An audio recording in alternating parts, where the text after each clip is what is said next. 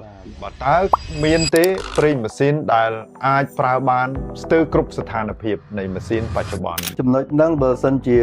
យើងសួរអ្នកអតិថិជនដែលគាត់សួរវិញណាថាប្រេងម៉ាកាដុងប្រើបានគ្រប់ឡានបាទឬស្ពេច530ប្រើបានគ្រប់ឡាន530ទាំងអស់បាទសួរវិញថាតើរោងចក្រផលិតម៉ាស៊ីនហ្នឹងតែមួយឬក៏មានច្រើនឡានអឺរ៉ុបរោងចក្រផលិតម៉ាស៊ីនឡានអឺរ៉ុបនៅអឺរ៉ុបបាទគឺគេប្រើស្តង់ដារអឺរ៉ុបបាទនៅជប៉ុនគឺគេប្រើស្តង់ដារជប៉ុនអាស៊ីឬក៏អាមេរិកស្តង់ដារអាស៊ីអញ្ចឹងហើយបានក្រុមហ៊ុនប្រេងផលិតប្រេងហ្នឹងគឺគេបង្កើតប្រេងដែលមានកំហាប់ដូចគ្នាប៉ុន្តែច្រើនកណ្ដងបាទដោយសារអីដោយសារ addictive package ដែលគេរួមផ្សំហ្នឹងអត់ដូចគ្នាទេសថែបសំណួរមកវិញយើងអាចប្រើប្រេងមួយកណ្ដងដើម្បីគ្រប់ស្ថានភាពឡានទាំងអស់យើងត្រូវជ្រើសរើសរកប្រេងណាដែលមានសារធាតុជំនួយហ្នឹងត្រូវជាមួយនឹងឡានយើងកំពុងជិះបាទទៅយើងអាចការពារម៉ាស៊ីនឡានយើងហើយតម៉ាស៊ីនឡានយើងឲ្យពីបានអាយុកាលយូរអង្វែង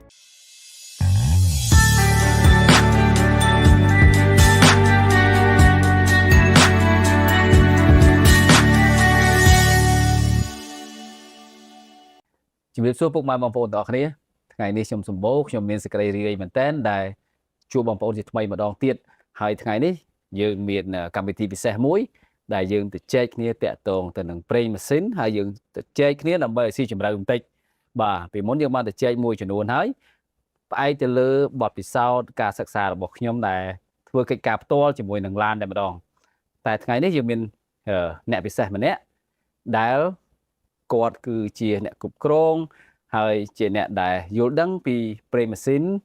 មកពីក្រុមហ៊ុន Liqui Moly ហើយពួកយើងនឹងចែករំលែកហើយពួកយើងនឹងដេញដោលសួរគ្នាដើម្បីឲ្យបានបងប្អូនបានព័ត៌មានលម្អិត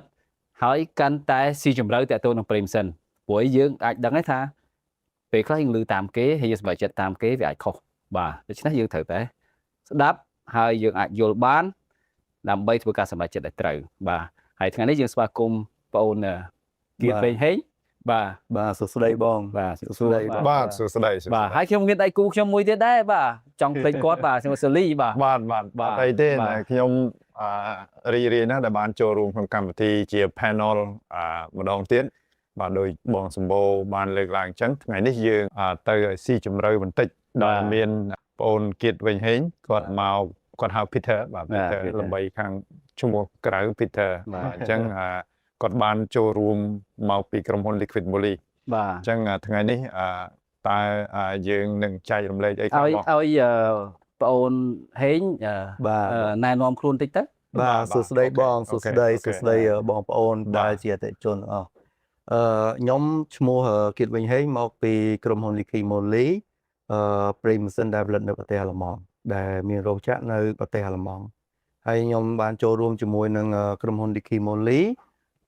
Cambodia ហ្នឹងប្រហែលជាចូល10ឆ្នាំហើយអញ្ចឹងទាំងបទពិសោធន៍ទាំងការ trend ទាំងការយល់ដឹងពីប្រេងម៉ាស៊ីនក៏បានស៊ីជម្រៅដែរអញ្ចឹងថ្ងៃហ្នឹងខ្ញុំនឹងនាំនៅបទពិសោធន៍របស់ខ្ញុំផ្ទាល់ហ្នឹងឲ្យបងប្អូនចែកបងប្អូនឲ្យដឹងហើយនឹងទទួលយកបទពិសោធន៍ទទួលយកនៅចំណេះដឹងដើម្បីធ្វើការសម្រេចចិត្តក្នុងការផ្លាស់ប្ដូរប្រេងម៉ាស៊ីនឲ្យបានត្រឹមត្រូវបាទព្រោះការដែលយើងរើសប្រេងម៉ាស៊ីនដែលត្រឹមត្រូវជារឿងដែលសំខាន់បំផុតបាទព្រោះ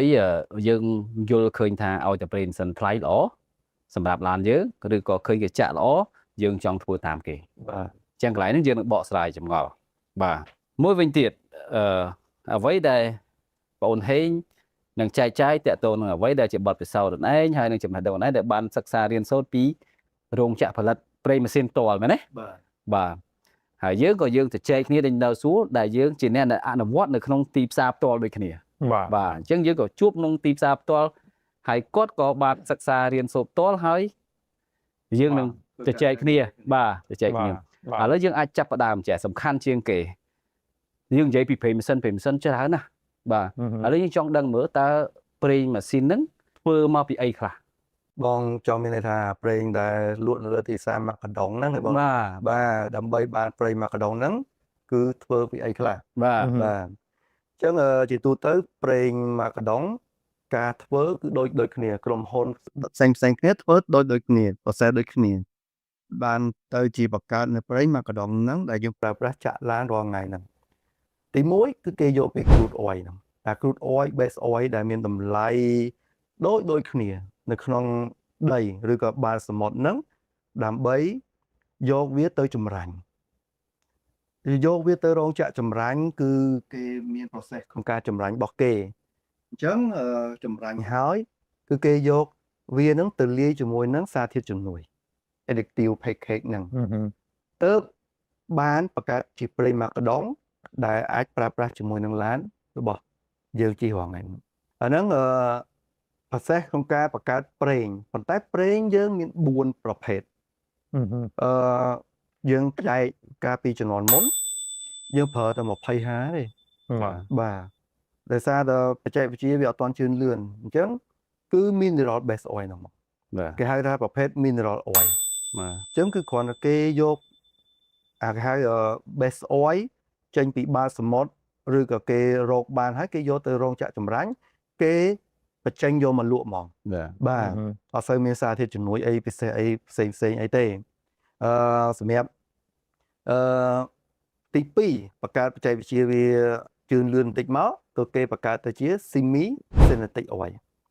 បាទ semi synthetic oil គឺពពួកគេយក mineral base oil បូកជាមួយនឹង fully synthetic oil ហ្នឹងបាទបានបង្កើតបានលាយជាមួយនៅ addictive package ហ្នឹងបានបង្កើតទៅជាគេហៅប្រេង semi synthetic oil mineral base oil គឺ20ហាគឺ sick បាទណាកំខាប់ខ្លាំងដល់ពេលវាចូលដល់ semi synthetic oil វាលាយfully synthetic ជាមួយ base oil mineral ហ្នឹងបូកជាមួយ addictive វាបង្កើតទៅជាកំហាប់រៀងរាវបន្តិចបាទដល់ពេលបច្ចេកវិទ្យារបស់អាមេរិកខាងអាស៊ីហ្នឹងគឺគេប្រើ fully synthetic ចឹងfully synthetic ហ្នឹងគឺមានតម្លៃថ្លៃbase oil ពីយើង crude មកខាងបាតសមុទ្រហ្នឹងគេយកទៅរោងចក្រចម្រាញ់អាហ្នឹងខ្ញុំបញ្យល់ពី fully synthetic គេយកទៅរោងចក្រចម្រាញ់ហើយគេជ្រើសរើសរក molecule ដែលសំយោគខ្ពស់គេហៅថា molecule synthetic ហ្នឹងពីប្រេងហ្នឹងគឺចែកគ្នាអញ្ចឹងគេយកអា molecule ហ្នឹងនេះប្រេង1លីត្រប្រហែលជាមាន10ទៅ15%អញ្ចឹងគេយកអាហ្នឹងទៅបូកជាមួយ addictive package បន្តិចបន្តួចបានទៅជាពពួកប្រេង polysynthetic ដោយឡែកខាងអឺរ៉ុបគឺគាត់ឃើញការចំណាយ polysynthetic ហ្នឹងគឺខ្ពស់ហើយរ៉ែកម្រអញ្ចឹងរ៉ែកម្រហ្នឹងគឺគាត់អត់អាចយកអាហ្នឹងមកប្រើយូរទៅគឺវាគង់ទៅអស់ហើយអញ្ចឹងគាត់រកបច្ចេកវិទ្យាមួយដែលបំលែង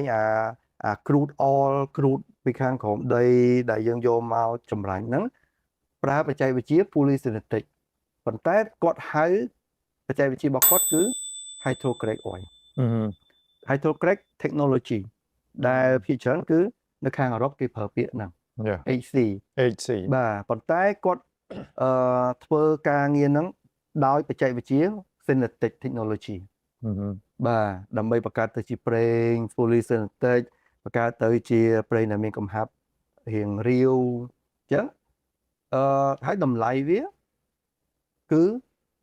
compete ជាមួយវាហៅ compete ជាមួយនឹង fully synthetic ដែលមានតម្លៃទាបជាងប៉ុន្តែដោយឡែកវិញគឺពួកគាត់អត់ថែរក្សាធាតុជំនួយដែលមានបរិមាណច្រើនជាងពពួក fully synthetic ស្រាប់បាទអញ្ចឹងបើយើងមើលពី conventional oil ដែលប្រេងធម្មតាហ្នឹង mineral ហ្នឹងបាទហើយ semi ហើយនឹង fully synthetic oil បើយើងមើល molecule ប្រេងវាដូចជាដុំបាល់ឬមួយដុំថ្មចេញជ្រុងអញ្ចឹងណាជ្រុងមួយត្រីកោណនេះហ្នឹងអញ្ចឹងការលមៀលរបស់ប្រេងហ្នឹងណាវាធ្វើឲ្យវាយឺតការហូរធ្វើឲ្យយឺតការរំអិលធ្វើឲ្យវាយឺតដែរអាហ្នឹងទៅតាមប្រភេទនៃmolecule ប្រេងហ្នឹងអញ្ចឹងបានតាក់ទងទៅនឹងអាហ្នឹងគឺជាធៀបសំខាន់ណាព្រោះយើងនឹងតិចទៀតយើងទៅដល់ថាធ្វើម៉េចបានទៅជាមានប្រេងមានតម្លៃថោកថ្លៃដែរតែឥឡូវយើងជជែកគ្នាតាក់ទងទៅនឹងរឿងថាតើប្រេងហ្នឹងវាធ្វើពីអីខ្លះនិយាយពីប្រេងមួយកដុងហ្នឹងមានសារជាតិប្រេងដែលយកចម្រាញ់ចេញពីប្រេងខ្មៅគឺ crude oil បាទហើយឬក៏ HC បាទក្នុងហ្នឹងបំពេញបន្ថែមជាមួយនឹងកញ្ចប់ additive ឬក៏ក្រាជាតិមួយបន្ថែមមែនទេបាទដើម្បីឲ្យប្រើទៅតាម អ្វីដែលយើងចង់បានឆ្លើយតបតាមទីផ្សារហើយនឹងតាមប្រភេទម៉ាស៊ីន ប្រភេទសិនឡាន បើយើងនិយាយពីធាតុផ្សំឬក៏របស់ដែលជំនួយដាក់ចូលប្រភេទម៉ាស៊ីនហ្នឹងវានឹងទៅធ្វើឲ្យប្រេងម៉ាស៊ីនហ្នឹងប្រែប្រួលស្អីខ្លះ additive package ដែលហៅថាកញ្ចប់សារធាតុជំនួយហ្នឹងគឺវាមានសារៈសំខាន់ដែលយើងទៅទិញឧទាហរណ៍ថាយើងទៅទិញប្រេងមកកដងអញ្ចឹងបងប្រេងហ្នឹងល្អអត់តើបងឯង identify ឬក៏កំណត់ថាប្រេងហ្នឹងល្អតាមរយៈអីគេបើ crude oil មកដូចតែគ្នាហ្នឹងអញ្ចឹងវាសំខាន់ណាស់ពាក់ជាមួយនឹង additive package កញ្ចប់សារធាតុជំនួយហ្នឹងវាធ្វើឲ្យឡានយើងដូចតែបងទៅទិញឡានបងប្រេងណាល្អប្រេងណាអត់ក្តៅម៉ាស៊ីនប្រេងណាវាជួយការពារកកអាសារធាតុជំនួយទាំងអស់ហ្នឹងហើយដែលវាគេផ្សំឡើងដើម្បីជួយឲ្យវាមានអត្ថប្រយោជន៍ទាំងអស់ហ្នឹងអញ្ចឹងសារធាតុជំនួយហ្នឹងតម្លៃវាក៏ខ្ពស់តាមនោះដែរអញ្ចឹងបងហេងចង់និយាយថាតម្លៃរបស់ប្រេងវាស្ថិតនៅលើអ្វីដែលយើងបំពេញបន្ថែមបាទអញ្ចឹងខ្ញុំចង់ជជែកបន្តិចដែររឿងsynthetic ហើយនឹងប្រេងធម្មជាតិបាទដូចលោកប្អូនលើកឡើងថា20ហាហើយនឹងក្រោយមកទៀតយើងមានប្រេងរាវជាងហ្នឹងដូចជា530 20អីចឹងទៅបាទ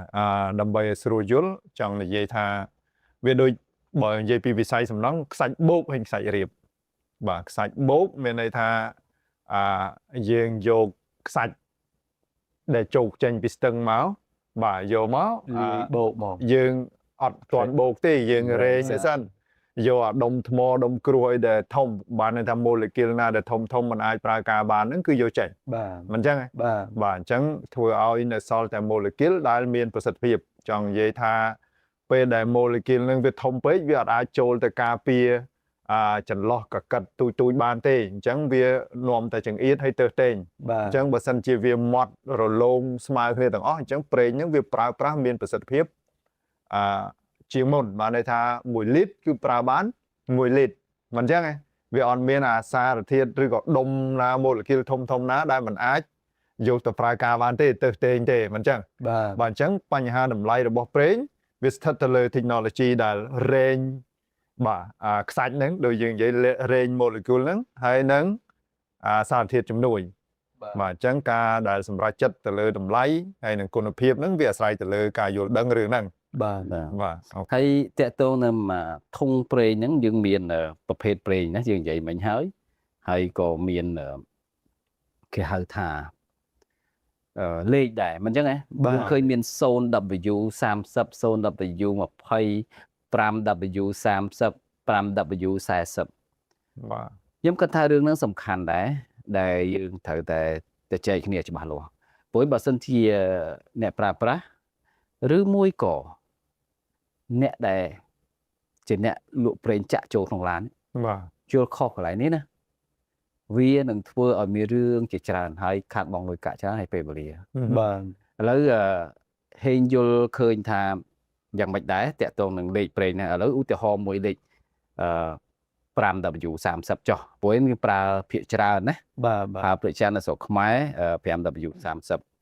យើងអាចដឹងទេលេខហ្នឹងមានន័យថាម៉េចហើយក្នុងគោលបំណងអីដើម្បីឲ្យបងប្អូនទាំងអស់ដែលជាអ្នកស្ដាប់នេះគាត់អាចមានចំណេះដឹងហ្នឹងហើយគាត់សម្រេចចិត្តពេលដែលគាត់ទៅរើសប្រេងសម្រាប់ឡានគាត់ណាបាទព្រោះបើសិនជាគាត់អត់មានព័ត៌មានទាំងអស់នោះទេគាត់នឹងសម្រេចចិត្តឲ្យអ្នកដទៃសម្រេចចិត្តឲ្យគាត់បាទចឹងមកអ្នកដទៃសម្រេចចិត្តដោយគាត់មានចំណេះដឹងរបស់គាត់អត់បញ្ហាទេគាត់នឹងសម្រេចចិត្តត្រូវឲ្យបាទតែបើសិនជាអ្នកសម្រេចចិត្តហ្នឹងគាត់ខ្វះខាតនៅព័ត៌មាននិងចំណេះដឹងនឹងដែរ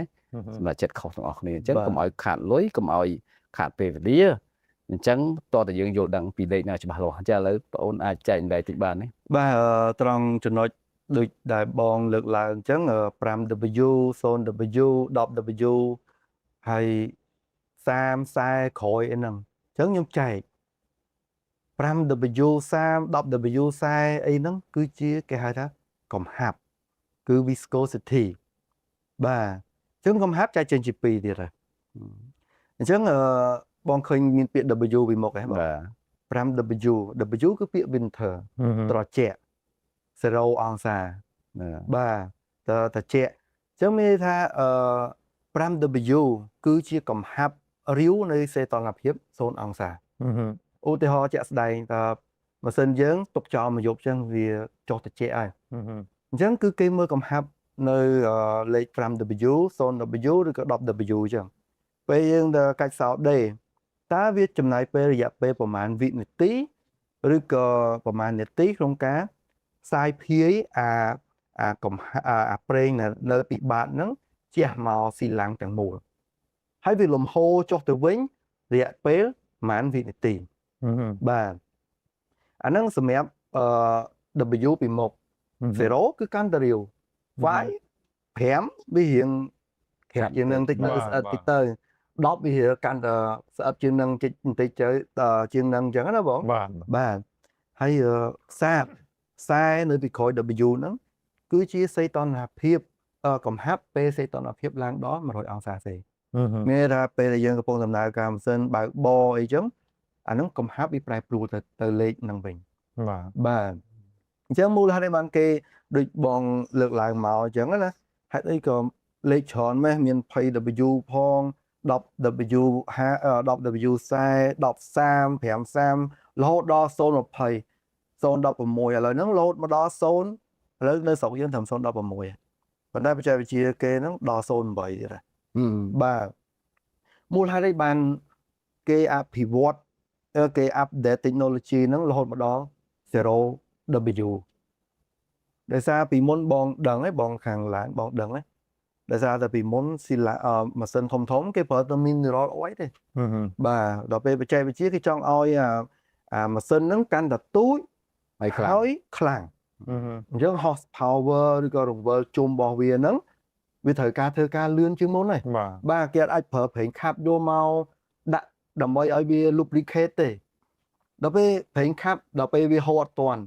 ល្មុនគេតម្រូវតែ1000ជុំប្រើ25វាខាប់ប៉ុណ្ណឹង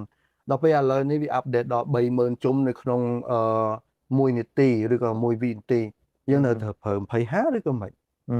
ទម្រាំទាំងអា25ហ្នឹងវាធ្លាក់អស់ខ្ទេចអស់ម៉ាស៊ីនដៃប៉ះដៃវាក៏កាត់ដែរបងវាអត់យូរទេដាក់ទៅកាត់ខ្ទេចខ្ទីអស់ហ្មងបាទហើយបច្ចេកវិទ្យាឥឡូវមុនយើងប្រើម៉ាស៊ីន GDI ឥឡូវគេមានអា TGDI តាក់បូទៀតបាទអញ្ចឹងអាតាក់បូហ្នឹងវាបច្ចេកវិទ្យាដើម្បីជំរុញឲ្យអា performance ហ្នឹងវាខ្លាំងជាងមុនអញ្ចឹងតែខ្លាំងជាងមុនគេត្រូវការប្រេងណាដែលស័ក្តិសមជាមួយនឹងតាក់បូណាដើម្បីឲ្យតាក់បូក្តៅបាទអាហ្នឹងបញ្យល់ពីកំហាប់ផ្សេងគ្នាហើយនឹងអាកំហាប់ដែលវាមាន 0W ឬក៏កតុយ30ហ្នឹងបាទហ្នឹងហើយអញ្ចឹងលេខហ្នឹងសំខាន់ណាបាទលេខខាងមុខបញ្ជាក់ពេលដែលវាត្រជាក់តើវាហូរបានលឿនកម្រិតណាបាទលេខខាងក្រោយបញ្ជាក់នៅពេលដែលវាឡើងកម្ដៅដល់100ណា100អង្សាតើវាខាប់កម្រិតណាអញ្ចឹងគេលែងយកលេខមុខយកលេខដើមវិញបាទហ្នឹងហើយនេះជារឿងដែលសំខាន់ហើយđấyឧទាហរណ៍មានបងប្អូនជាច្រើនសួរនៅក្នុង page ណាគាត់សួរថាឡានខ្ញុំប្រើលេខប៉ុណ្ណេះគេប្រាប់ណែនាំលេខប៉ុណ្ណេះខ្ញុំតែងតែប្រាប់ឲ្យទៅយោងនៅក្នុងសភៅវិញបាទតើសភៅគេបានណែនាំឲ្យប្រើលេខប្រមាណប្រកបអញ្ចឹងភាគច្រើនគាត់អត់អាចទៅរកខ្លួនឯងបានទេបាទពេលខ្លះគេអាចឃើញនៅគម្របពេលខ្លះគាត់មិនអាចទៅរកខ្លួនឯងបានទេដូច្នេះហើយពេលខ្លះយើងក៏ត្រូវបើកឲ្យគាត់មើលដែរមួយរឿងដែលសំខាន់បើសិនជាគាត់អត់ដឹងគាត់អាចនឹងចាក់ទៅតាមអ្វីដែលគាត់យល់បាទអញ្ចឹងដូចថាបើគាត់020គាត់ចាក់5 30ឬក៏10 40បាទអញ្ចឹងប្រភេទម៉ាស៊ីនរបស់គាត់ហ្នឹងវាមាន revolution លឿនដោយសារជាប្រភេទម៉ាស៊ីនដែល design ខុសគ្នាបាទអញ្ចឹងយើងអាចទៅចាក់ប្រេងណាដែលយើងគិតថាល្អបាទអត់តាមលក្ខណៈបទដ្ឋានចែកទេសបានទេបាទហើយខ្ញុំចង់បន្ថែមលើប្រសាសន៍របស់លោកប្អូនហេងបន្តិចថងចំណុចថា turbo ហ្នឹងមិនបានត្រូវការប្រេងដែលអាចហូរលឿនហើយមានប្រសិទ្ធភាពខ្ពស់ហ្នឹងបាទព្រោះ turbo ជុំរបស់វាជាជុំមួយដែលខ្ពស់បើប្រើខ្យល់ក្តៅចេញពីម៉ាស៊ីនផ្សែងនិយាយរួមប្រើផ្សែងដែលចេញពីម៉ាស៊ីនហ្នឹងយកមករុញស្លាប ដើម្បីបង្វិលស្លាបមកខាងទៀតដែលបឺតខ្យល់មកវិញដែលជាស្នប់សប់ខ្យល់វិញអញ្ចឹងក្នុងចំណុច turbo ហ្នឹងគឺដាច់ខាតវាក្តៅខ្លាំងព្រោះផ្សែងក្តៅចេញមកបាទហើយវាមានសម្ពាធទៀតអញ្ចឹងបើសិនជាប្រេងយើងមិនគ្រប់ជុំរបស់វាដូចបងប្អូនលើកឡើងមកអញ្ចឹងអាចថាដល់ទៅប្រហែល10000ជុំអញ្ចឹងហើយបើសិនជាវាវិលញាប់អញ្ចឹងវាមានកម្ដៅហ្នឹងអញ្ចឹងបាទបើប្រេងហ្នឹងទប់អត់រួចបាទហើយប្រេងកន្លែងហ្នឹងក៏មិនច្រើនដែរគឺតិចប្រេងឆ្លងកាត់ហ្នឹងគឺតយោមិនជាធំប្រហែលទេអញ្ចឹងវាត្រូវការឲ្យប្រេងឆ្លងកាត់ឲ្យអត់ឆេះទៀតបាទអញ្ចឹងកន្លែងហ្នឹងបើឡានបងប្អូនមាន turbo ដាច់ខាតត្រូវតែជ្រើសរើសប្រេងដែលមានប្រសិទ្ធភាពខ្ពស់បាទដែលមានគេហៅថា additive package បានន័យថាកញ្ចប់ជំនួយហ្នឹងឲ្យវាត្រឹមត្រូវកុំឲ្យមានចេះថាដោយខ្ញុំឃើញអ្នកបច្ចេកទេសយើងមួយចំនួនគាត់មានលើកឡើងអំពីស្ពេចមួយហ្នឹងគឺស្ពេចចាតថេសចេះថាហ្នឹងបាទអញ្ចឹងត្រូវឲ្យមានប្រភពច្បាស់លាស់បាទអញ្ចឹងខ្ញុំក៏បាទស្ពេចចេះថាហ្នឹងអត់បានទេព្រោះយើងអត់មានអីផងយើងចេះថាទៅដើម្បីអីឲ្យវាមានដាក់បានដែរប៉ុន្តែខូចជារឿងរបស់បងប្អូនដែលជ្រើសរើសបាទបងឯងដឹងទេថាហេតុអីបានយើងត្រូវពេញមិនយើងគឺមួយឡានត្រូវមានព្រេមសិនផ្សេងគ្នាបាទព្រោះយើងអាចបែងចែកជា3ជា4ប្រភេទណាបាទទី1ឡានដែលមាន turbo បាទត្រូវការប្រេងដែលមាន resistance ខ្ពស់ហើយប្រេងដែលមាន lubricant ទាន់ពេលវេលាបាទទី1បាទអញ្ចឹងវាត្រូវមានកញ្ចប់តាក់ទងនឹង additive ប្រេងជំនួយហ្នឹងគឺខុសពីឡានផ្សេងហើយឡានមួយទៀតគឺប្រភេទ direct injection បាទជាប្រភេទប្រេងមួយទៀតបាទដែលវាទាមទារនៅresistance របស់ប្រេងហ្នឹងឲ្យវាជាប់នឹងគៀកកុំឲ្យវាដាច់ពីគ្នាព្រោះវាត្រូវការបាញ់ភ្លាមបាទហើយrotation វាលឿនហើយប្រេងមួយទៀតតាក់ទងសម្រាប់ម៉ាស៊ីនប្រភេទ diesel បាទឃើញទេ diesel ក៏កិច្ចច្រើនណាបាទអញ្ចឹងត្រូវមានadditive ដែលអាចទៅប្រមូលនៅសារជាតិដែលកិច្ចហ្នឹងមកទុកកុំឲ្យមកដុំមកកកទៅយើងទៅជាស្លាច់ដូចផុកអញ្ចឹងបាទហើយមួយទៀតក៏យើងអាចមើលឃើញម៉ាស៊ីន hybrid ម៉ាស៊ីន hybrid start stop អញ្ចឹងបាទដូច្នេះហើយត្រូវការប្រេងដែលវាអាចនៅកន្លែងហ្នឹងអត់ចង់ហូរលឿនបាទមានថាពេលដែលវាទទុំលើដែកហ្នឹងវាអត់ចង់ហូរលឿនទេវានៅហ្នឹងព្រោះវារងចាំការបញ្ឆេះបន្ទាប់ទៀតបាទឥឡូវយើងសម័យមើលបើសិនជាយើងយកប្រេងបោះ hybrid ទៅប្រើប្រេង direct injection ហើយប្រេង direct injection មកប្រើបោះ hybrid យើងកាត់ឡើងអីគេខ្លះគឺមានថាធ្វើឲ្យការសឹករីករាលរបស់យើងហ្នឹងឆាប់រហ័សតែមិនចាក់ភ្លាមខូចភ្លាមទេបាទវា take effect យូរដែរបាទន័យថាត្រូវការរយៈពេលយូរហ្នឹងហើយអូខេដូច្នេះហើយកន្លែងនេះមួយដែលសំខាន់ណាស់សម្រាប់បងប្អូនដែលប្រើប្រាស់ទាំងអស់បាទមិនមែនសម្រាប់តែជាងទេបាទជាងគាត់ត្រូវយល់ដឹងពីបច្ចេកទេសនឹងច្បាស់លាស់របស់គាត់មួយសិនបាទអញ្ចឹងគាត់ត្រូវរៀនសូត្រជាមួយនឹងអ្នកដែលលក់ប្រេងហ្នឹងដែលគេមានវិជ្ជាជីវៈត្រឹមត្រូវអូខេមានមូលដ្ឋានបច្ចេកទេសត្រឹមត្រូវហើយអ្នកបច្ចេកទេសហ្នឹងក៏ត្រូវសិក្សាពីសភៅមានន័យថា user manual របស់ឡានដែរបាទដើម្បីផ្ទៀងផ្ទាត់គ្នាតើប្រេងប្រភេទម៉េច API មួយណា viscosity មួយណាកម្រិតខាប់រាវប៉ុណ្ណាបាទ AC មួយណា Chasho មួយណាដែលម៉ាស៊ីននីមួយណែនាំប្រើប្រាស់ហើយយើងអត់ចង់សាកល្បងតាមអ្វីដែលយើងយល់ឃើញថាទេបាទណាបងឯងយល់ដូចខ្ញុំទេបាទខ្ញុំយល់អញ្ចឹងដែរប៉ុន្តែខ្ញុំក៏ធ្លាប់ឮចម្ងល់មួយចំនួនតាមរយៈបទពិសោធន៍ធ្វើការហ្នឹងក៏មានចម្ងល់មួយចំនួនរបស់ភ្ញៀវគាត់សួរមកដែរអញ្ចឹងខ្ញុំនឹងសួរទៅខាងបងអូនហេងបាទតើ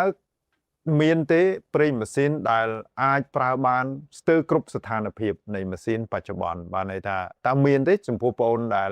ធ្វើការនៅក្រុមហ៊ុនផ្ទាល់ហើយបានទទួលការបណ្ដុះបណ្ដាលពីរោងចក្រដោយផ្ទាល់នេះចំណុចហ្នឹងបើសិនជាយើងសួរអ្នកអតិថិជនដែលគាត់សួរវិញណាថាប្រេងមួយកដុំប្រើបានគ្រប់ឡាន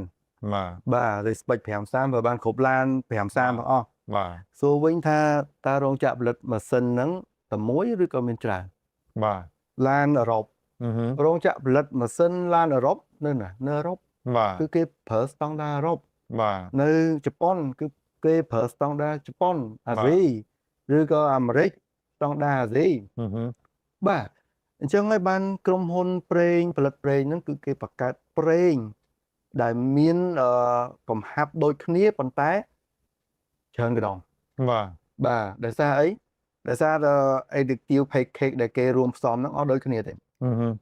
គឺគេដាក់បញ្ចូលដើម្បីឡាអឺរ៉ុបគេដាក់បញ្ចូលដើម្បីឡាអាស៊ី អូខេ បាទអាហ្នឹងខ្ញុំខ្លីៗប៉ុណ្ណឹង បាទ ហើយជារួមចម្លើយតាក់ព័ន្ធមួយសំណួរសង្ខេបសំណួរមកវិញយើងអាចប្រើប្រេងមួយកណ្ដងហ្នឹងដើម្បីគ្រប់ស្ថានភាពឡានទាំងអស់ អូខេ បាទយើងត្រូវជ្រើសរើសរកប្រេងណាដែលមានសារធាតុជំនួយហ្នឹងត្រូវជាមួយនឹងឡានយើងកំពុងតែជិះហ្នឹងបាទទៅយើងអាចការពារម៉ាស៊ីនឡានយើងថែទាំម៉ាស៊ីនឡានយើងឲ្យជិះបានអាយុកាលយូរអង្វែង អូខេចឹងខ្ញុំភ្ជាប់សំណួរនេះចង់ឲ្យបងអូនជួយបញ្ជាក់បន្តិចអាការជ្រើសរើសស្ពេចហើយនឹងប្រភេទអីឲ្យត្រូវតាមហ្នឹងតើយើងគួរមើលកន្លែងណានៅលើកដុងហ្នឹងបានទេបងអូនជួយណែនាំបន្តិចមកដើម្បីឲ្យបងប្អូនគាត់មាន idea ខ្លះដើម្បីថា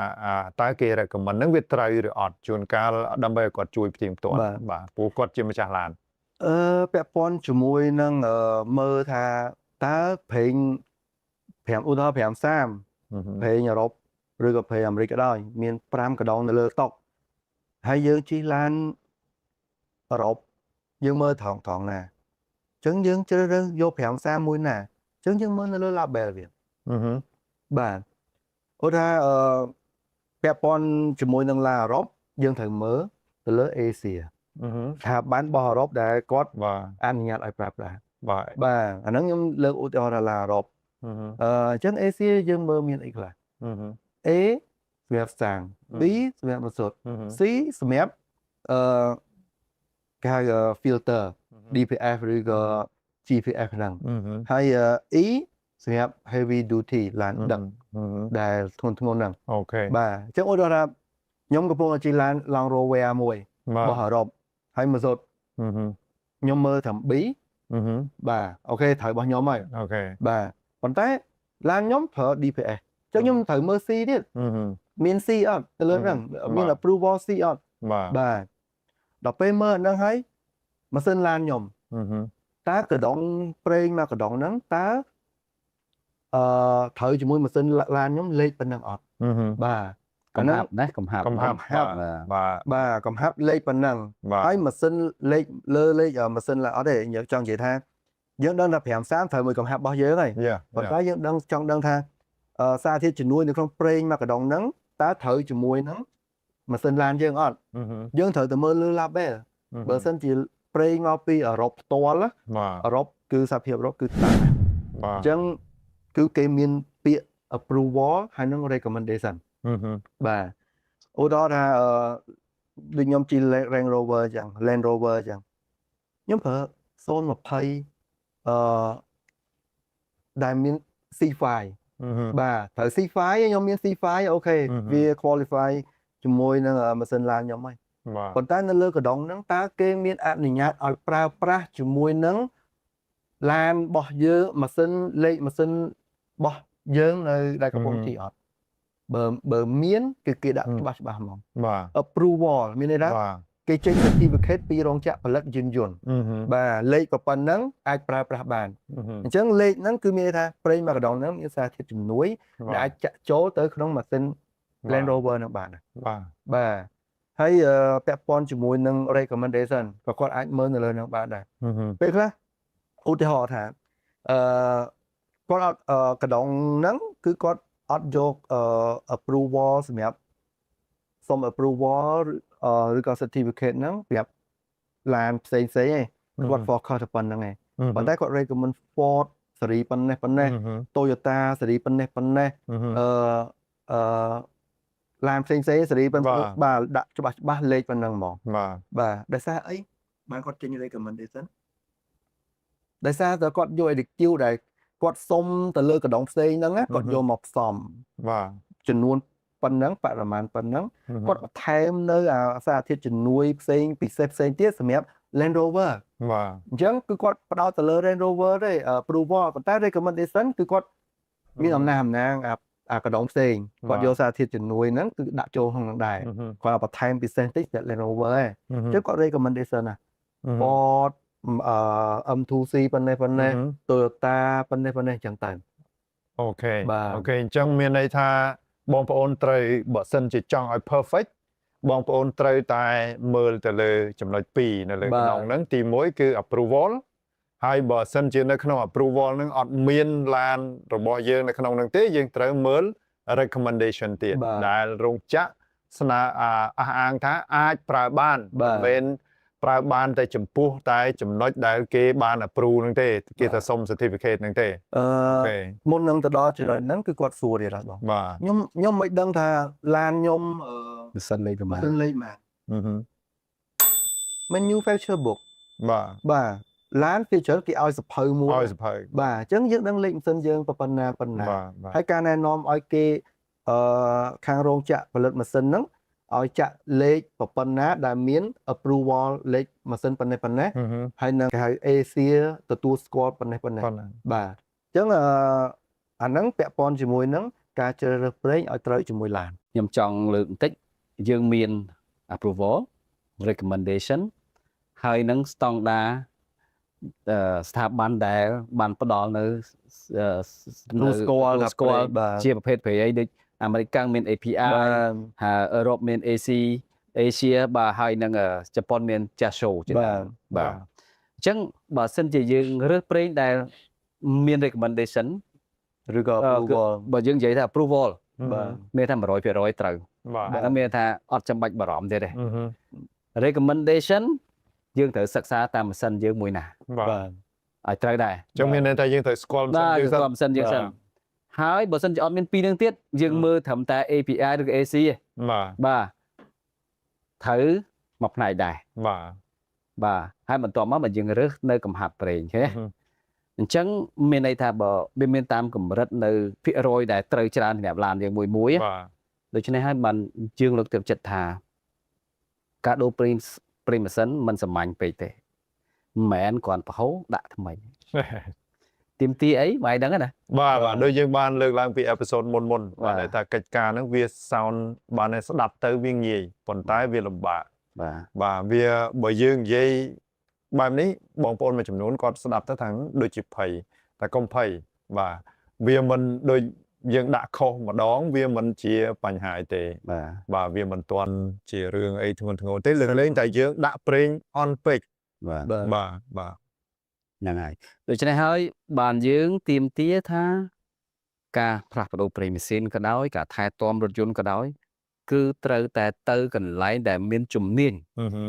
ជាងបច្ចេកទេសមានជំនាញបាទអានេះជារឿងសំខាន់មកបងប្អូនស្រឡាញ់ឡានហើយចង់ដូរប្រេងត្រូវតែបើសិនជាបងប្អូនថាមិនជាបញ្ហាអីខ្ញុំមានខ្ញុំប្រើ5ឆ្នាំ10ឆ្នាំមិនទាន់អីផង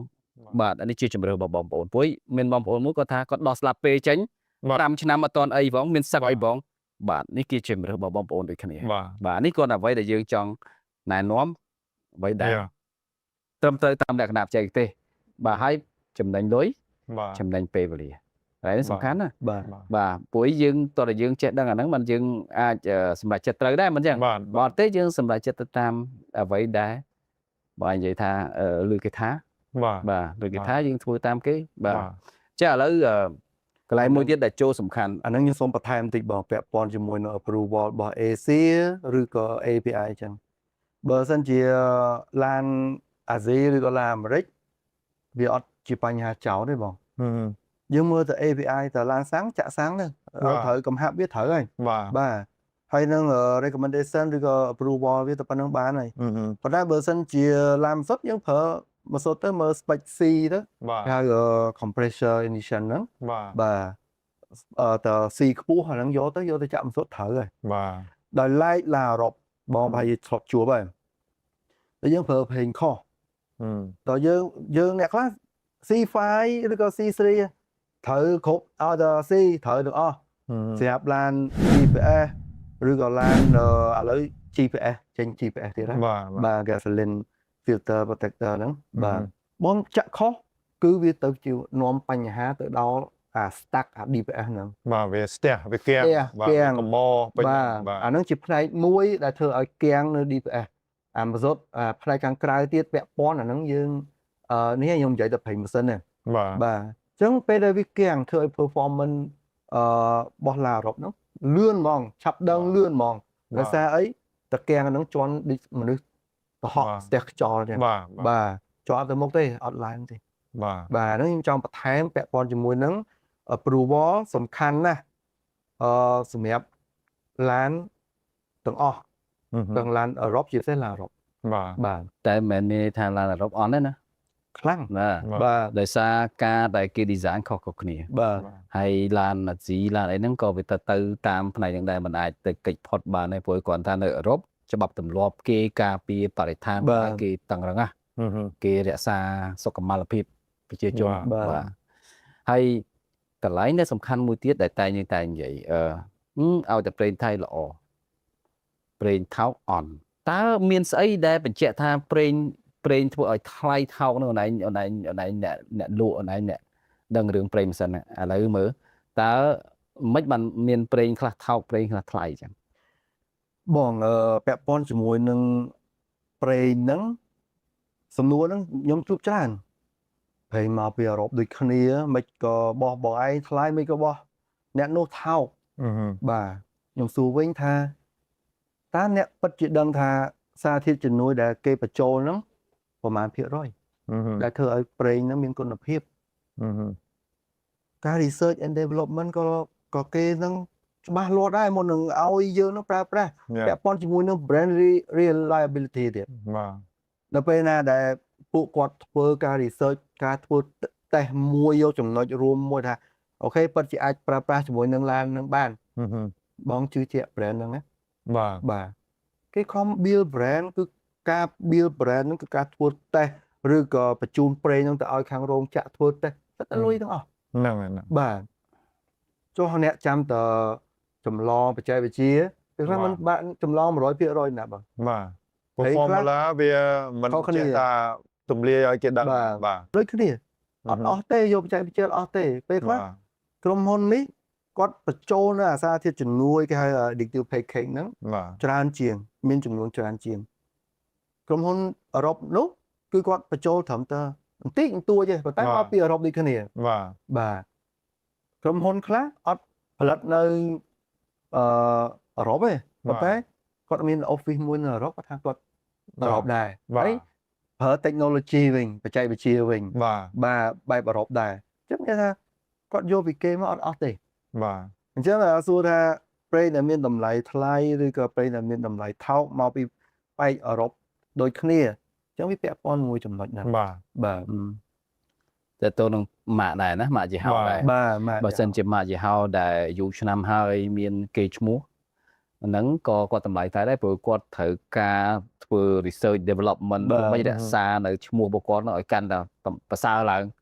បាទហើយរបស់ដែលគាត់បញ្ចេញមួយត្រូវតែមានគុណភាពមិនអាចមាន error បានទេតែមិនចឹងខូចរបស់គាត់ណាហើយគាត់ចំណាយលុយដើម្បីធ្វើ approval មានន័យថាត្រូវធ្វើការជាមួយអ្នកផលិតម៉ាស៊ីនអ្នកផលិតឡានដើម្បីបានសញ្ញាបត្រដាក់នៅក្នុងកណ្ដុងអញ្ចឹងគាត់ត្រូវបង់លុយហ្នឹងអញ្ចឹងគាត់ចំណាយលុយគ្រប់សពបែបយ៉ាងដើម្បីបាននៅប្រេងមួយកណ្ដុងដែលត្រូវជាមួយនឹងម៉ាស៊ីនឡានហ្នឹងតែពិតពួកគាត់ធ្វើខាងរោងចក្រផលិតប្រេងគាត់ធ្វើអញ្ចឹងគឺល្អសម្រាប់អ្នកប្រើប្រាស់ដោយតែយើងកំពុងតែនិយាយហ្នឹងគឺដើម្បីឲ្យអ្នកប្រើប្រាស់ងាយស្រួលក្នុងការរកប្រេងដែលត្រឹមត្រូវសម្រាប់យានយន្តរបស់គាត់អូខេបាទចឹងខ្ញុំចាប់អារម្មណ៍នឹងការលើកឡើងរបស់បងហេងមិញថារបៀបផលិតទីតាំងផលិតដែលយើងនិយាយថាផលិតនៅណាផលិតនៅអឺរ៉ុបដូចគ្នាឬក៏មាន office នៅតែអឺរ៉ុបហើយ production នៅផលិតកម្មនៅប្រទេសផ្សេងបាទចុះរាល់ថ្ងៃនេះខ្ញុំផ្ទាល់បាទក៏ដូចជាបងដែរតាមមើលឃើញថា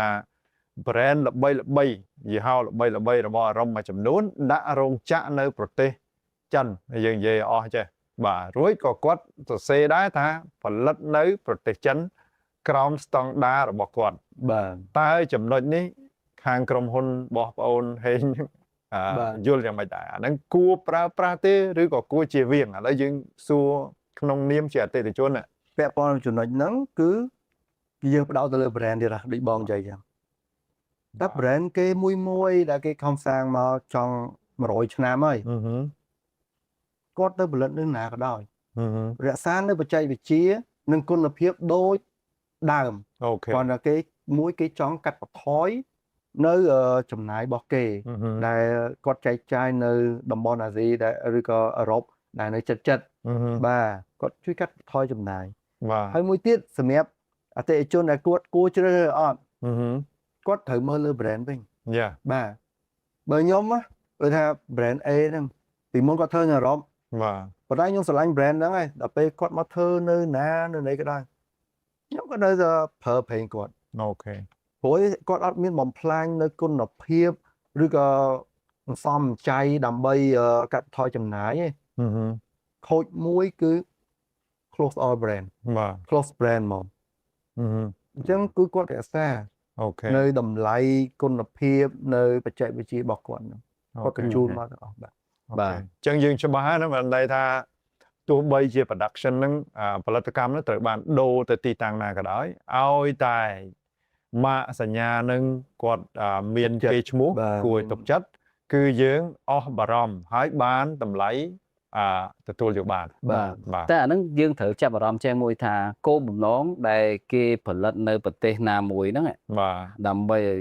កាត់បន្ថយថ្លៃដើមក្នុងគោលបំណងការដឹកជញ្ជូនឬមួយក៏អី បាទ ឬមកគឺគេអាចផលិតនៅក្នុងសម្រាប់តម្រូវការទីផ្សាររបស់គេ បាទ មិនថាបើទីផ្សារគេធំណា បាទ គេតម្រូវទីផ្សាររបស់គេប្រភេទអីអាចសីតុណ្ហភាពរបស់គេខុសពីយើង បាទ អាចបរិយាកាសរបស់គេមិនមានទូលាយច្រើនដូចយើង បាទ អញ្ចឹងគេអាចដាក់ additive ដាក់កញ្ចប់នៅ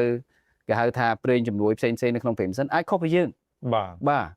ដូច្នេះគេអាចមានរបស់ក្នុងនឹងបន្តិចបន្តួចដែលមានលេខខុសគ្នាទៅនឹងដែរ បាទ បាទ បាទនេះសម្របទៅតាម បាទ ទីផ្សារ សម្របទៅតាមទីផ្សារ សម្រប របស់គេ ទៅតាមបរិយាកាសនៃការប្រើប្រាស់ ខ្ញុំធ្លាប់ឃើញហើយខ្ញុំក៏ធ្លាប់ឃើញឡាន design សម្រាប់បែបហ្នឹងដែរ បាទ ហើយបើយើងយកឡានហ្នឹងមកជិះនៅស្រុកយើង បាទ មានការងារធ្វើបន្ថែម បាទ បាទឡានដូចគ្នាម៉ាកដូចគ្នាមែន ហឹម តែមានកិច្ចការត្រូវធ្វើបន្ថែមហើយព្រោះ បាទ អី program ស្អីឧបករណ៍អីផ្សេងមានភាពខុសគ្នាមួយចំនួន បាទ មិនមែនឡានគេអន់ទេតែឡានហ្នឹងគឺបានផលិតឡើងដើម្បីរស់នៅបរិស្ថានមួយនោះ ហឹមហឹម បាទដូចយើងអញ្ចឹងយើងនៅស្រុកនេះវាក្តៅហើយ បាទ សើមអញ្ចឹងណា បាទ សាក់ទៅកាណាដាបានមួយខែអីមើល បាទ ធ្លាក់តកកវឹបមើលយ៉ាងម៉េចដែរ បាទ ព្រឹបយើងឈឺភ្លាម បាទ បាទណាបន្ទាប់មកមិនចាប់ផ្ដើមស៊ាំទៅស៊ាំទៅតែឡានអត់អញ្ចឹងទេ បាទ ឡានពេលណាវាឈឺមានថាវាខូច ហ្នឹងហើយ ខូចវាត្រូវដូរឥឡូវយើងនិយាយពីពេលមិនសិនយើងមានបងប្អូនជាច្រើនសួរថាឡានខ្ញុំជិះមួយឆ្នាំអីមិនទាន់គ្រប់គីឡូដូរប្រេងហ្មង យ៉ា ចាំបាយយល់យ៉ាងម៉េចដូរមិនដូរ តែអានេះយើងបានលើកឡើងពីអេពីសូតមុនហើយ បាទឥឡូវបងនិយាយថាឥឡូវដូរមិនដូរ បាទតាមស្តង់ដាខ្ញុំផ្ទាល់បទពិសោធន៍ខ្ញុំ recommend ឲ្យដូរលើសពី6ខែបើសិនជាជិះមិនគ្រប់ក៏ដោយខាងណាមកមុនបានន័យថាចម្ងាយមកមុនឬរយៈពេលមកមុនប៉ុន្តែដើម្បីឲ្យច្បាស់បាទយើងត្រូវលើកកម្មវិធីនេះទៅលោកប្អូនហេងទៀតណាបាទអញ្ចឹងសំខាន់លោកប្អូនហេងជាក្រុមហ៊ុននឹងថាស្របទៅតាមខ្ញុំដែរឬទេ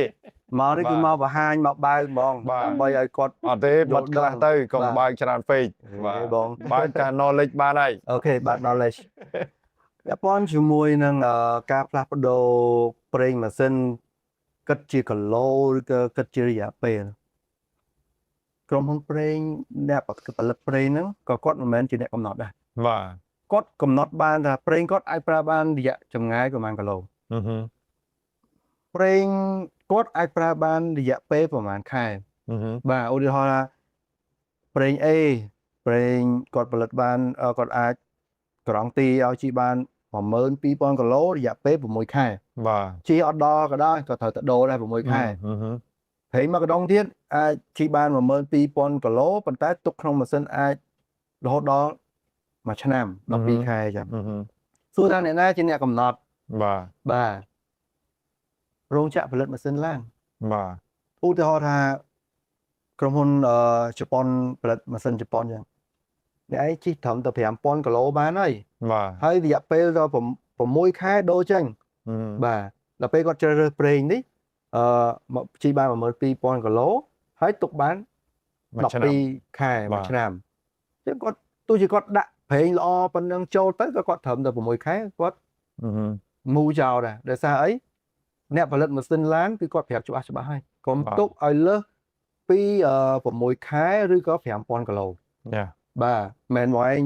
ចាក់ប្រេងដែលគេពិសោធន៍របស់គេថាប្រេងគេអាចទុកក្នុងម៉ាស៊ីនបាន12ខែឬក៏12000 គីឡូឯងជិះដល់12000 គីឡូដែលខុសជាមួយនឹងអ្នកផលិតម៉ាស៊ីនឡានទេអត់ទេ បាទ បងឯងត្រូវតាមអ្នកផលិតម៉ាស៊ីនឡានដោយសារគេសិក្សាឲ្យអស់ហើយបងប្រេងល្អមិនក៏ដោយទុកបានរយៈប៉ុណ្្នឹងទេគាត់ថា នៅក្នុងម៉ាស៊ីនហ្នឹង បាទក្នុងម៉ាស៊ីនហ្នឹងហើយចម្ងាយប៉ុណ្្នឹង បាទ ព្រោះអីប្រហូរមកក៏វាមិនទាន់អស់គុណភាពដែរ បាទ គាត់ថាគេណែនាំឲ្យធ្វើការផ្លាស់ប្ដូរក្នុងរយៈពេលហ្នឹង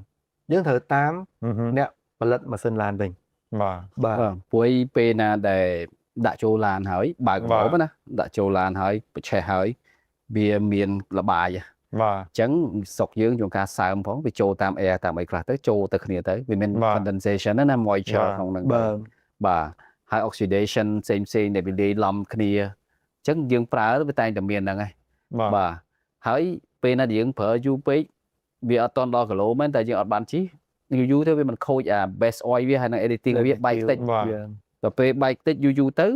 มันខ្លាចកកជាស្លាច់ជាផុកក្នុងហ្នឹង បាទ ហើយដល់ពេលផុកនោះយូរទៅស្ទះអញ្ចឹងខ្ញុំឆ្លើយតបទៅនឹង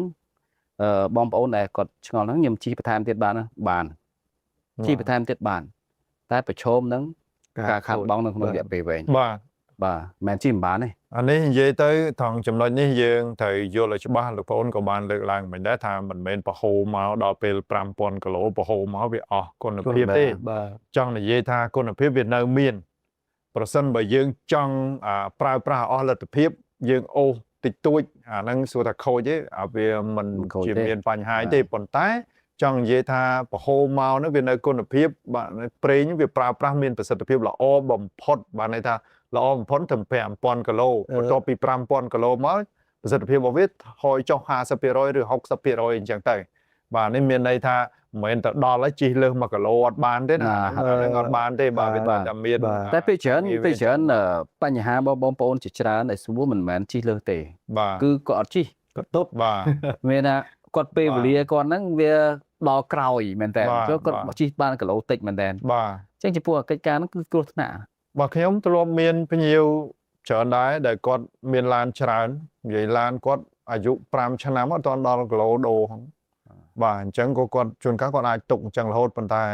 ទោះបីយើងព្យាយាម recommend មិនក៏ដោយក៏គាត់នៅតែគាត់ដូរឡានចោលបណ្ដោយជិលដូរប្រេង អត់ទេអាហ្នឹងយើងត្រូវតាមអ្នកផលិតម៉ាស៊ីនឡានយើងដែរ បាទ តែគាត់ណែនាំឲ្យយើងប្រើប្រាស់ប្រមាណគីឡូព្រោះប្រេងមួយមិនអាចថាប្រេង A ឬក៏ប្រេង B ប្រេង A គាត់ណែនាំឲ្យប្រើ 12000 គីឡូដល់ពេលប្រេង B មិនប្រកាសថាគាត់ប្រើ 12000 គីឡូ បាទ ក្រុមហ៊ុនគាត់ឲ្យប្រើតែ 5000 គីឡូទេបង បាទ ដូចក្រុមហ៊ុនប្រេងម៉ាស៊ីនខ្លះប្រេងគាត់ប្រើបានតែ 5000 គីឡូទេហើយរយៈពេល3ខែឬ6ខែបាទហើយប្រេងមួយទៀតប្រើបានដល់រហូតដល់20000 គីឡូប៉ុន្តែថាយើងមកស្រុកខ្មែរស្ថានភាពបើកបររបស់យើងវាពាក់ព័ន្ធមួយ traffic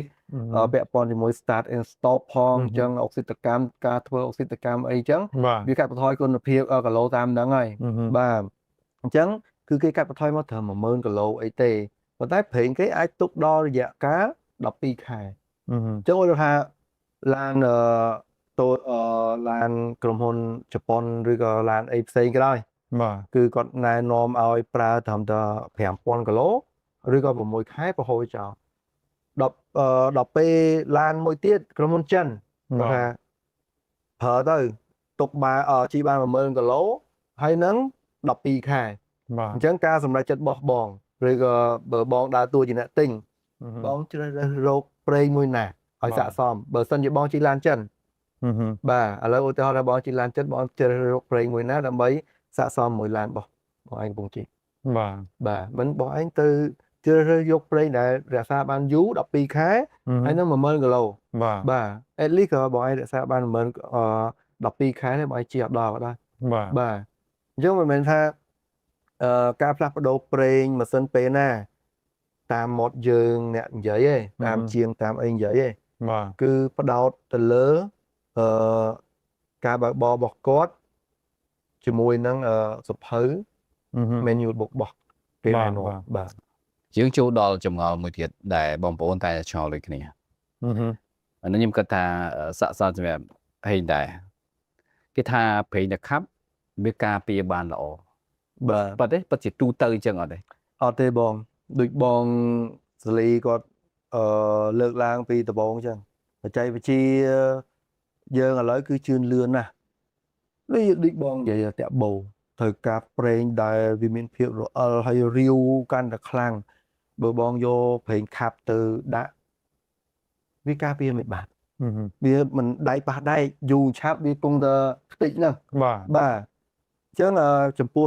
សំណួរហ្នឹងខ្ញុំសូមឆ្លើយទៅវិញគឺអត់ល្អ បាទ បាទ បាទគេមានយោបល់មួយទៀតថាបើសិនយើងធ្លាប់ចាក់ full synthetic បាទ ក្រោយមកយើងទៅចាក់semi synthetic ឬមួយក៏អាផេង conventional ធម្មតាក្រោយមកយើងដឹងខុសយើងចាក់មកវិញ បាទ គេថាទៅមកអញ្ចឹងធ្វើអត់កើតទេចង់និយាយថាវាអត់ល្អសម្រាប់បានណាយល់យ៉ាងម៉េច វាបើសិនជាម្ដងចាក់ខុសប្រហូរចោលតន់ពេលអាហ្នឹងអត់អីបាទដូចខ្ញុំកំពុងតែឃ្លៀងកាទៀវខ្ញុំដាក់បាយឆ្អែតមកពេលហ្នឹងប៉ុន្តែខ្ញុំចូលចិត្តអត់បើឲ្យដាក់ថ្ងៃក្រោយ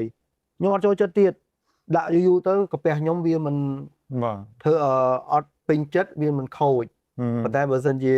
តាមតែមកពេលហើយយើងដឹងថាយើងអត់ចូលចិត្តហើយយើងដូរមកកាទៀវវិញតន់ពេលអាហ្នឹងយើង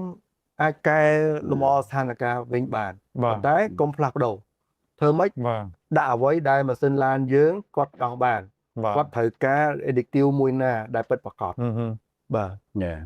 ចឹងមានន័យថាដូរម្ដងមកកាលហើយតន់ពេលត្រឡប់មកវិញ បាទ វាមិនមានបញ្ហាទេ បាទឧទាហរណ៍ថាគាត់ដូរច្រឡំអញ្ចឹងដូចជាងគាត់ដូរច្រឡំលេខអញ្ចឹង បា គាត់ ទ ធ្លាប់ប្រើ 530 C3 គាត់ទៅដល់ដាក់ទៅ530AA អត់មាន C3 ទេ បាទ គាត់ទៅដល់ដាក់ត្រឹមទៅជីទៅ500គីឡូ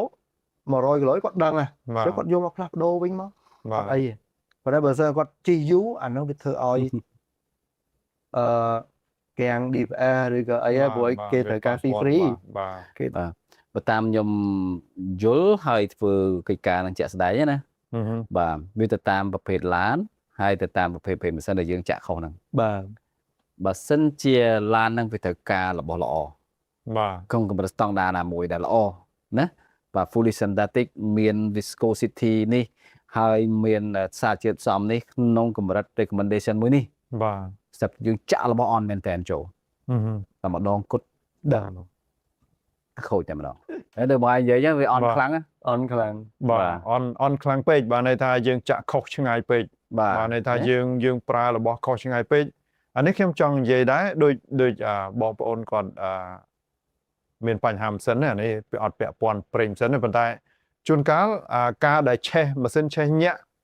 តែម្ដងហ្នឹងមកពេលខ្លីហ្នឹងគឺធ្វើឲ្យកម្មខូចអស់អញ្ចឹងក៏មានដែរអញ្ចឹងប្រេងម៉ាស៊ីនក៏ដូចគ្នាដែរបើស្អីយើងចាក់ខុសច្រើនពេកវាទៅបាត់ហើយណាទោះបីយើងដូរមកថ្មីត្រូវវិញត្រឡប់មកត្រូវវិញហើយល្អទៀតក៏វាមិនអាចទៅដោះស្រាយបញ្ហាដែលវា សឹកបាត់ដែរ សឹកបាត់ដឹងឬក៏វា ស្នាម ជា បាត់ កម្ ហើយ មទៅអីទៅស្ទះវិញដែរវាមិនអាចទៅសម្អាតបានទេការដែលប្រើប្រេងម៉ាស៊ីនត្រូវឧទាហរណ៍ដូចបញ្ហាមាន DPF មានអីអញ្ចឹងគឺគេចង់និយាយថាប្រេងម៉ាស៊ីនធម្មតាវាស៊ីបងប្អូនតែងតែដឹងថាម៉ាស៊ីនខ្ញុំស៊ីប្រេងខ្លះបើវាស៊ីខ្លះពេលដែលស៊ីខ្លះនោះវាទៅជាស្អីវាទៅជាផ្សែងខ្លាំងបើយើងប្រើប្រេងម៉ាស៊ីនដែលមិនត្រូវ recommendation ហ្នឹងវាផ្សែងខ្លាំងពេកវាទៅស្ទះអាតម្រង DPF ហ្នឹង បាទ អញ្ចឹងប្រេងរបស់គេដែលត្រូវគេ recommendation គេដែលត្រូវគឺវាឆេះដែរតែវាអត់មានជាផ្សែងខាប់ឬក៏ខុសបច្ចេកទេសរហូតទៅដល់ស្ទះអាហ្នឹងទេវាទៅអាយុកាលវាហ្នឹងវែង បាទ បាទវាជាការជ្រើសរើស កំ ន័យ ហា ថា ប់របស់វាត្រឹមត្រូវកម្ដៅរបស់វាត្រឹមត្រូវលំហូររបស់វាត្រឹមត្រូវ បាទ វាបាត់បង់ដែរតែវាមិនបន្សល់នៅកាកសំណល់ បាទន័យថា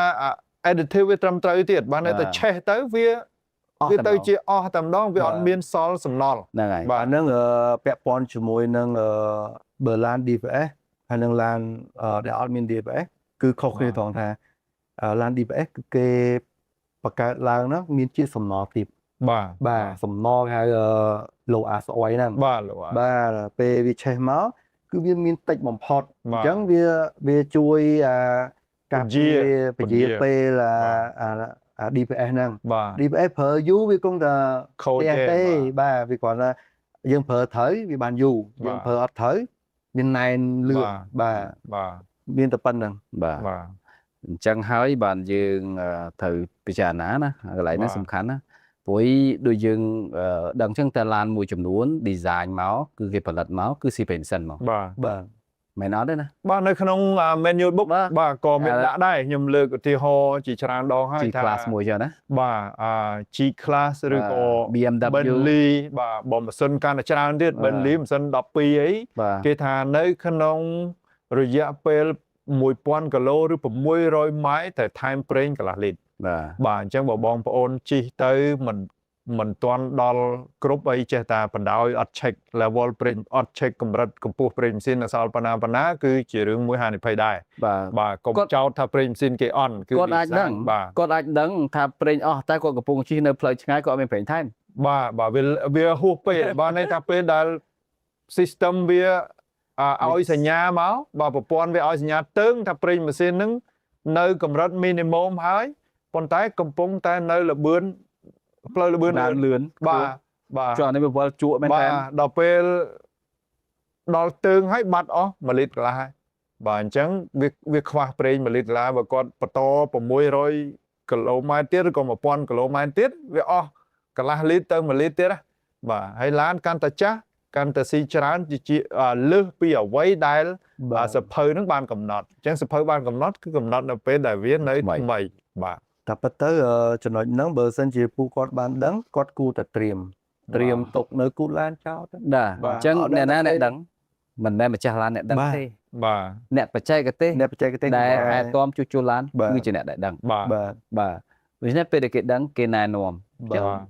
ម្ចាស់ឡានគាត់ទៅតាមទៅ បាទ ដាក់1លីត្រនៅគូឡានទៅ បាទ រឿងផ្សេងដោះស្រាយការពារបានទាំងអស់ បា អ្នក ទ ខ្លះដល់ថ្នាក់គាត់អត់ដឹងណាគាត់ឃើញបាត់ហ្នឹងគាត់ដូរកំហាំមក បាទ យូរពេក អូអានឹងក៏ យូរ ជួប ពេក ច្រើន យូរពេក បាទ ស៊ីប្រេងដូរ បាទ បាទ ហើយចោតអ្នកដូរឲ្យទៀតបាន បាទ ថាជាងអត់ recommend អត់ណែនាំត្រឹមត្រូវទេ បាទ ដាក់រាវឲ្យគាត់មានបញ្ហាគាត់បន្ទោសទៀតតាមពិតដាក់អាណាក៏វាស៊ីអញ្ចឹងដែរព្រោះប្រេង ម៉ាស៊ីនវាបកកើតមក គេ design មកវាត្រូវស៊ីអញ្ចឹង ឲ្យបាត់ បាទវាមិនមែនឲ្យបាត់អញ្ចឹងទេបច្ចេកទេសមួយចំនួនខ្ញុំមិនចង់បញ្យល់ទេព្រោះថាធម្មតានៅអញ្ចឹងស៊ីឡាំងពេលដែលយើងថយពីស្តុងចុះមកវាត្រូវសល់ប្រេងហ្នឹងវាជាសន្ទាប់ប្រេងមួយដើម្បីការពារក្រវ៉ាត់នឹងស៊ីឡាំងហ្នឹងកុំឲ្យវាកកិតដៃនឹងដៃអញ្ចឹងពេលដែលឆេះឈុចមកវាមិនឆេះអាប្រេងដែលសើមហ្នឹងទៅអញ្ចឹង បាទ រៀងរាល់មួយជុំម្ដងគឺត្រូវស៊ីប្រេងប៉ុណ្ណឹងអញ្ចឹងគេគណនាថាពេលដែលយើងជិះបាន1000គីឡូម៉ែត្របាទវាត្រូវប្រមាណ1000ជុំហើយត្រូវប្រមាណប្រេងដែលត្រូវស៊ីហ្នឹងអញ្ចឹងវាជារឿងធម្មតាអញ្ចឹងមិនមែន រមើល បន្ទោសអ្នកបច្ចេកទេសបន្ទោសប្រេងរាវអីអញ្ចឹងទេអានេះបើតាមខ្ញុំជាអ្នកអនុវត្តផ្ទាល់ខ្ញុំប្រឆាំងដាច់ខាតអារឿងថាងប្រេងរាវពេកបានស៊ីបាទប្រេងស្អីក៏ស៊ីអញ្ចឹងដែរបាទឲ្យតែម៉ាស៊ីនហ្នឹងគេ design ឲ្យស៊ីអញ្ចឹង បាទ ដូច្នេះបានយើងដឹងថាមិនមែនឲ្យតែប្រេងថ្លៃ បាទ គឺល្អទេ បាទ តែយើងមើលចេះវិញដើម្បីឲ្យល្អតើរើសប្រេងត្រូវ បាទ មែនទេ ហើយប្រេងត្រូវវាត្រូវមានតម្លៃរបស់វា បាទមានតម្លៃរបស់វា កុំនិយាយថាថ្លៃគឺតម្លៃរបស់វាមួយ បាទ បាទបើសិនជាបងប្អូនបើសិនជាគាត់មានការបកស្រាយនឹងការបញ្យល់ឲ្យគាត់យល់បែបនេះគាត់នឹងលែងថាថ្លៃទៀតហើយព្រោះវាត្រូវនឹងតម្លៃរបស់ប្រេងត្រូវនឹងតម្លៃរបស់រថយន្តដែលគាត់ប្រើប្រាស់ បាទ បើគាត់ចង់បាន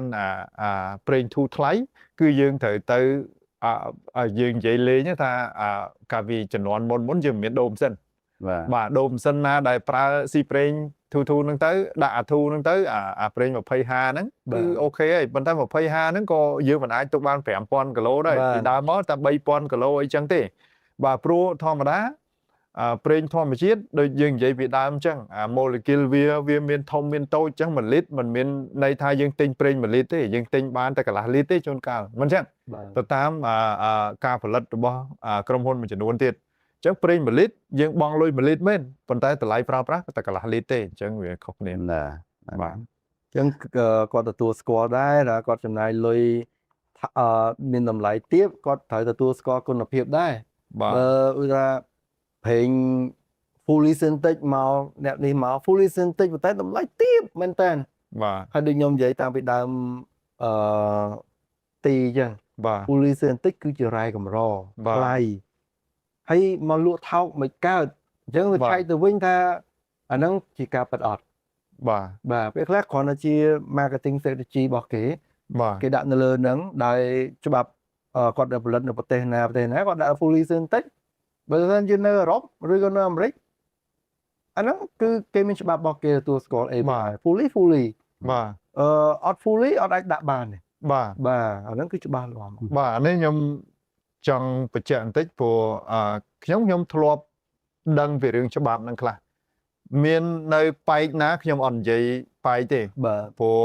គេថាឲ្យតែពាក់កណ្ដាលសាំងសេតិចឡើងទៅគឺអាចដាក់សាំងសេតិចអុយបានណានៅអឺរ៉ុបអីអត់បានទេតោះដឹងបានន័យថា 100% សាំងសេតិចបាន100បានដាក់អាចដាក់ fully សាំងសេតិចបានបើសិនជាប្រេងណាដែលអ្នកខ្លះប្រឡំបាទមានប្រទេសខ្លះគេអាចថាអូខេពាក់កណ្ដាលសាំងសេតិចដាក់សាំងសេតិចអុយអញ្ចឹងមកមិនរៀបរាប់ថា fully synthetic ទេហើយក៏មិនដាក់ semi ដែរបាទគឺដាក់សាំងសេតិចយកតែម្ដងអាហ្នឹងបងប្អូនក៏គួរតែប្រយ័ត្នដែរយើងត្រូវសិក្សាអំពីច្បាប់ហ្នឹងទៀតព្រោះខ្ញុំធ្លាប់ឃើញកន្លងមកប៉ុន្តែច្បាប់បានដូរឲ្យថ្មីនេះគឺមិនអាចដាក់ទេបាទពីមុនមានប៉ុន្តែខ្ញុំខ្លាចលោនៅអា brand ចាតថេសហ្នឹងចាតថេសហ្នឹងអាចដាក់អញ្ចឹងទៀតខ្ញុំក៏មិនដឹងដែរប៉ុន្តែបងប្អូនត្រូវប្រយ័ត្នយ៉ាងរឿងហ្នឹងបាទ អូខេអញ្ចឹងយើងបានទៅចែកគ្នាជាមួយបងហេងយើងទាំងអស់គ្នាទៅពេលម៉ាស៊ីនហ្នឹងខ្ញុំគិតថាបានជុំច្រើនណាបាទយើងក៏បានទៅចែកគ្នាពីដំបូងមកហើយបងប្អូនក៏បានបញ្ចូលបន្ថែមទៀតមកណាបាទអញ្ចឹងយើងក៏បានព័ត៌មានជាច្រើនហើយបងប្អូនក៏ខ្ញុំគិតថាបានព័ត៌មានច្រើនយកទៅការសម្រេចចិត្តព្រោះនេះគឺជាចំណេះដឹងបាទខ្ញុំនិយាយទៅដែរគឺជាចំណេះដឹងអញ្ចឹងអ្នកដែលសម្រេចចិត្តគឺបងប្អូនជាអ្នកប្រើប្រាស់ឡានបាទជាម្ចាស់រថយន្តតែម្ដងមិនមែនជាងឡានទេ បាទ ជាងឡានគាត់នឹងណែនាំអ្វីដែលត្រូវទៅតាមវិជ្ជាជីវៈរបស់គាត់តែអ្នកដែលសម្រេចចិត្តចុងក្រោយគឺបងប្អូនជាម្ចាស់ហ្នឹងឯងបាទដូច្នេះហើយទៀមទានៅមានចំណេះដឹងបាទហើយអរគុណបងហេងមែនតើពេលនេះដែលដូចគ្នាបងអរគុណចំណាយពេលវេលាដើម្បីយើងមកទៅចែកគ្នាណាបាទហើយក៏អរគុណបងប្អូនទាំងអស់គ្នាដែរដែលព្យាយាមតាមដានស្ដាប់តាំងពីដើមរហូតដល់ចប់បាទពួកយើងនឹងចែកចាយនៅមាតិកាល្អៗសម្រាប់បងប្អូនដទៃផ្សេងទៀតហើយសូមបងប្អូនចែកម្លែកឲ្យបងប្អូនដែលចង់ចេះចង់ដឹងបន្តទៅទៀតបាទផងបាទដូច្នេះហើយយើងខ្ញុំទាំង3នាក់សូមជម្រាបលាតែពេលហ្នឹងបាទសូមអរគុណបាទ